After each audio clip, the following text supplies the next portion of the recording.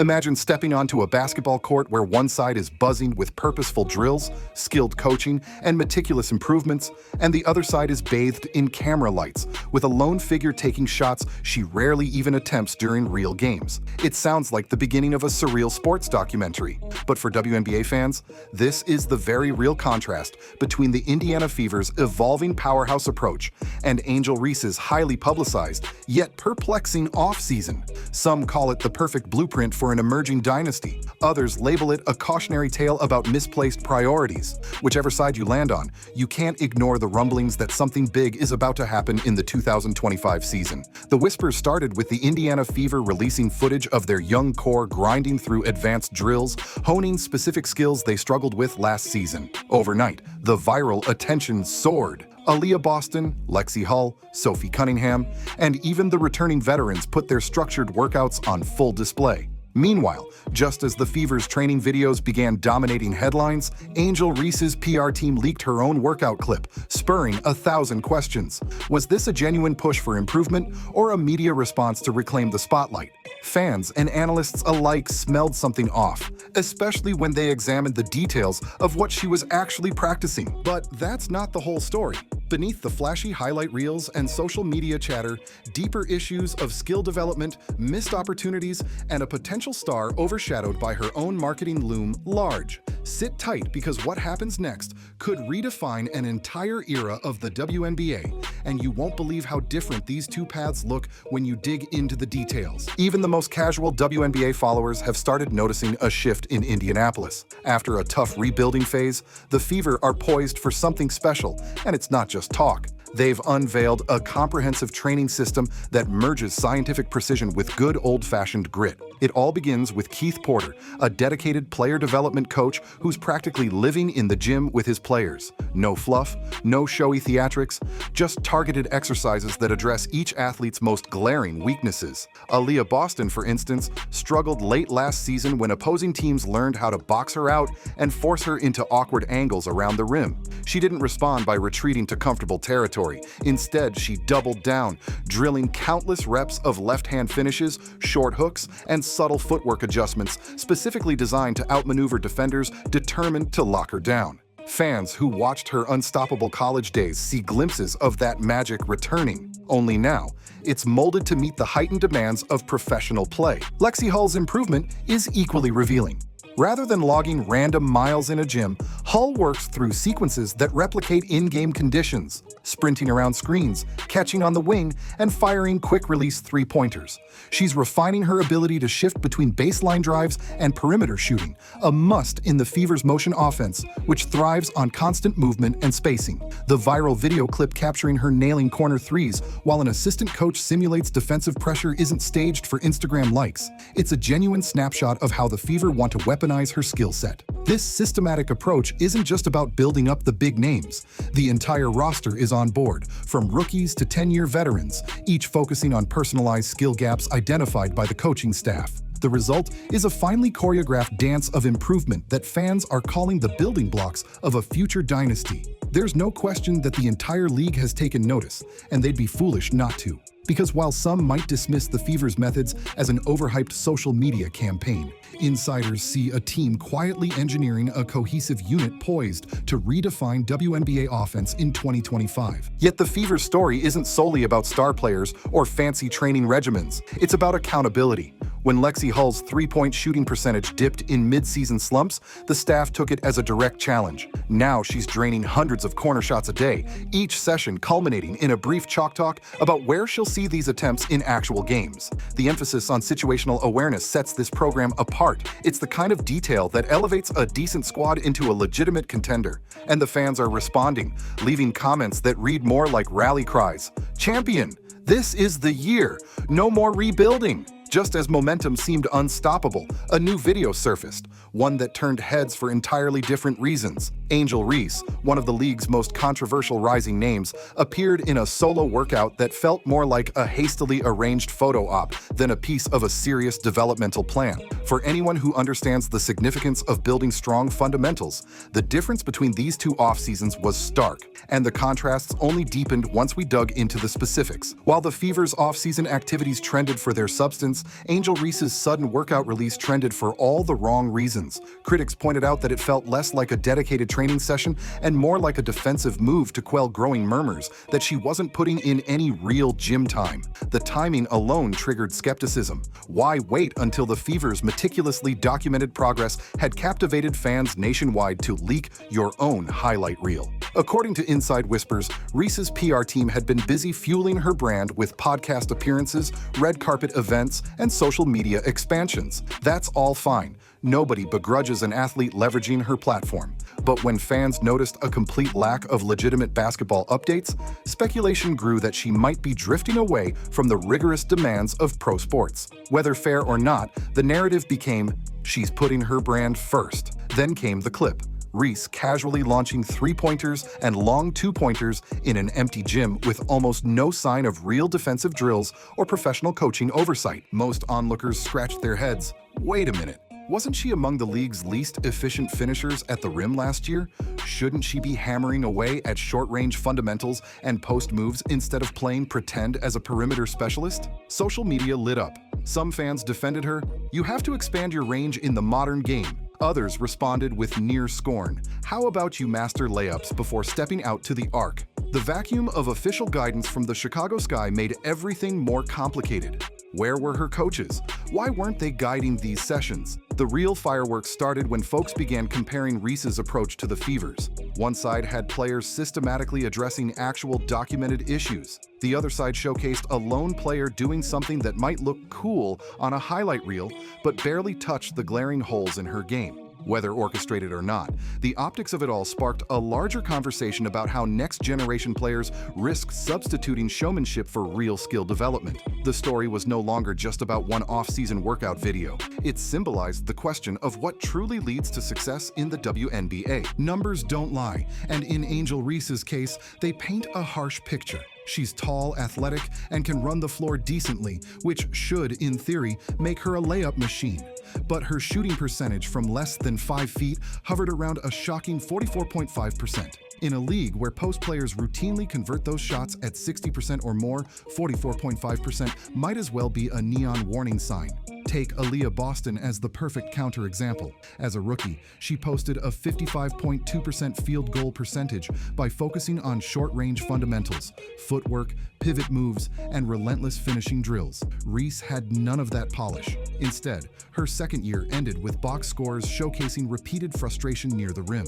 Even more telling was how many of her rebounds came from her own misses, artificially inflating her stats. Sure, it shows hustle, but it also underscores a recurring inability to finish on the first attempt. When you dive deeper, it only gets uglier. From 5 to 9 feet, her percentage plummeted below 15%, the kind of figure that even a struggling guard might cringe at. For a 6'3" post player, that's borderline catastrophic. Coaches often talk about teachable moments, but these numbers suggest entire teachable seasons. Instead of seeing a barrage of baby hooks, spin moves, or simple putbacks in her recent workout clip, fans saw Reese lofting jumpers from beyond the arc as though she were auditioning to become the next Diana Taurasi. Analysts quickly labeled it practicing the wrong thing. It's akin to a center with questionable dribbling, ignoring ball-handling drills to practice full-court crossovers. There's a time and place to expand your range, but when your bread-and-butter skill is a glaring weakness, you address that first. If Reese had documented hours of finishing drills, netball-like feed-ins, or carefully coached layup progressions, fans might have relaxed. Instead, the skepticism ballooned. That's what truly sets the Fever's approach apart. Each clip they share correlates directly to a known problem area. If Sophie Cunningham is struggling with contested corner threes, you'll see her practicing with a coach flying out to simulate a contest. If Lexi Hull had trouble with baseline reverses, they'll show her repeating that exact move against a practice defender. For Reese, in contrast, we saw a puzzling mismatch between what she needs and what she's showcasing, further fueling the speculation that it was more about optics than genuine improvement. Before her second season, Angel Reese received what many would call golden guidance from legends like Lisa Leslie and Shaquille Shaquille O'Neal. Both strongly suggested she refine her layup technique. Leslie famously pointed out that Reese's release on close shots was too low and too slow, a mechanical flaw that leads to blocked attempts and clumsy transitions from dribble to shot. Shaq, who famously dominated the paint in his NBA days, echoed the sentiment, "If you're big and strong, use that advantage to become unstoppable near the hoop."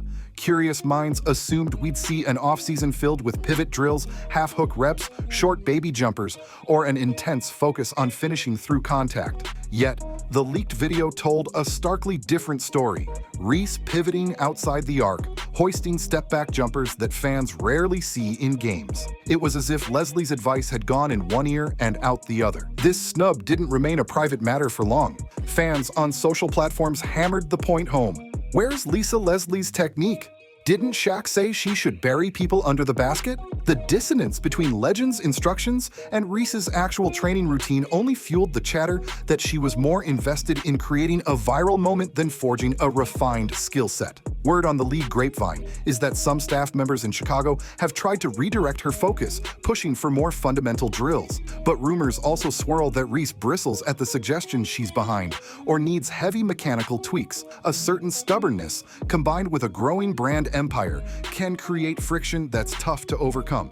Meanwhile, Lisa Leslie has diplomatically skirted direct criticism in public forums, but has dropped hints that not all players fully commit to the counsel they're given. She's praised players like Aaliyah Boston for applying every bit of coaching and criticized, in more generalized terms, those who think they've arrived too soon. Most suspect that's aimed squarely at Angel Reese. Whether that's true or not, the friction is palpable. If you want a snapshot of how to build a modern WNBA contender, look no further than the Indiana Fever's approach. Coaches identified deficits in each player's game and engineered a plan to rectify them. Lexi Hull isn't just flinging up random shots. Her entire regimen is designed to replicate actual game speed, with defenders rotating just like they would during the season.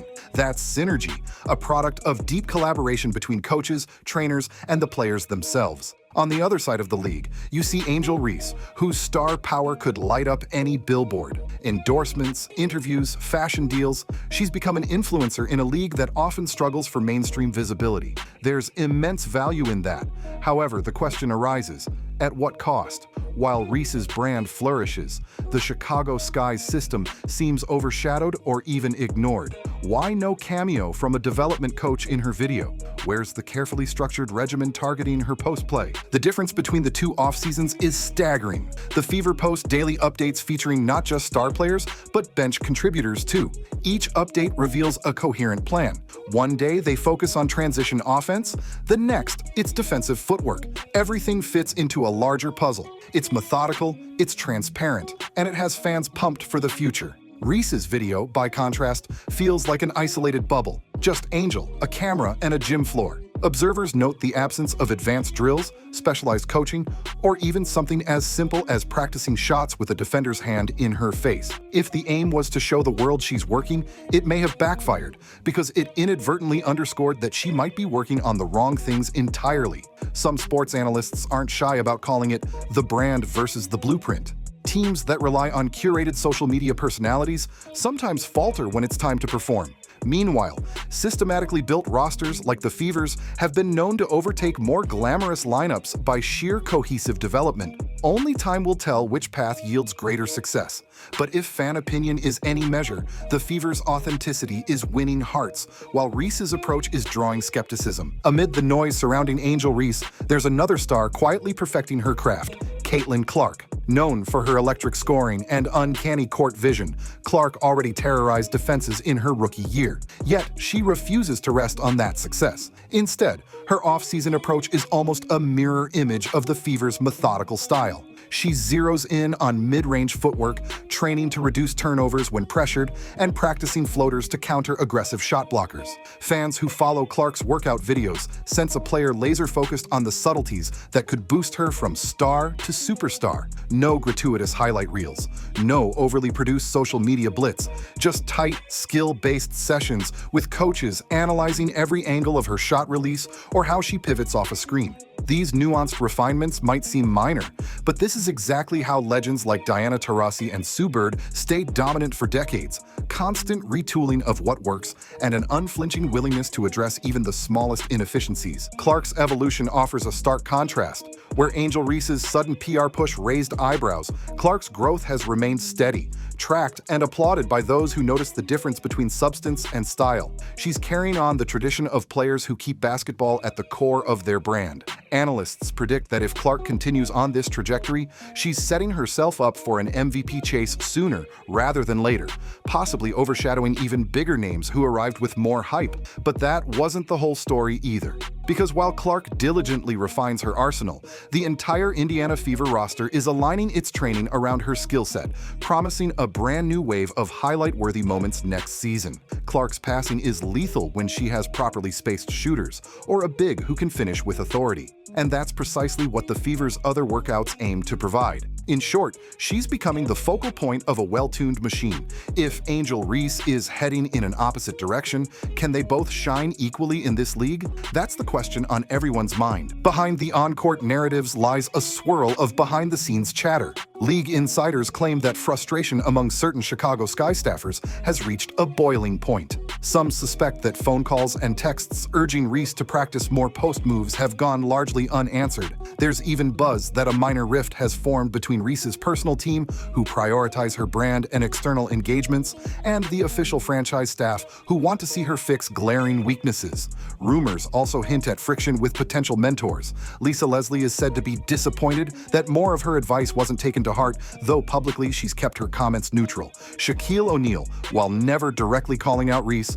has repeated the importance of fundamental interior dominance, fueling speculation that he's quietly baffled by her off-season choices. For the Fever, rumor has it that the front office is playing the long game, seeing 2025 as a pivotal year to push for deep playoff runs. With meticulous skill development, they plan to break the cycle of star player dependency that sometimes plagues the league. This approach fosters a sort of healthy internal competition. Everyone battles to refine their role, knowing that individual skill sets must mesh into the broader system. Fans take these rumors and run wild. Some see them as petty gossip, while others interpret them as windows into how two franchises are shaping their futures. The excitement swirling around the Fever, combined with the question marks hovering over Reese, has elevated the 2025 season to must-watch status. In a league always hungry for new storylines, this contrast is the headline many supporters have been craving. Will Reese prove the doubters wrong? Or will the Fever's collective rise overshadow her star power? The WNBA's 2025 season isn't just a new chapter,